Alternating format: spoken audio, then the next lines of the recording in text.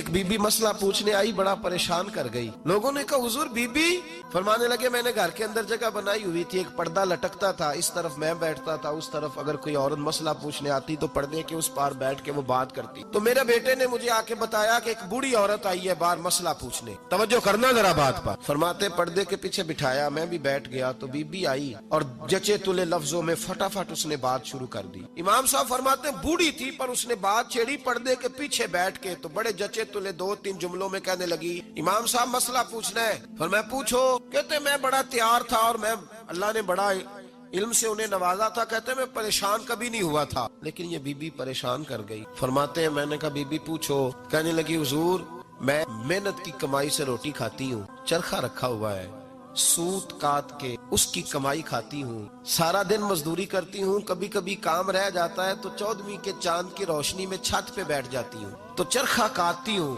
بادشاہ کا لشکر میرے قریب سے کبھی کبھی گزرتا ہے، ان کے پاس بڑی بڑی لالٹینیں، بڑے بڑے ان کے پاس روشنی کے بندوبست ہوتے ہیں. لشکر بادشاہ کا گزرتا ہے تو بہت بڑا لشکر ہوتا ہے، کئی کلومیٹر تک وہ گزرتا جاتا ہے، تو کئی دفعہ اچانک اس کی روشنی بھی میرے چرخے پہ پڑ جاتی ہے. مسئلہ یہ پوچھنا ہے کہ اس روشنی میں جو میں سوت کاٹتی ہوں اس کی کمائی میرے لیے حلال ہے کہ حرام ہے؟ امام احمد بن حنبل فرماتے ہیں میں تڑپ کے رویا. بی بی تو کبھی کسی نے پوچھا ہی نہیں. اتنی باری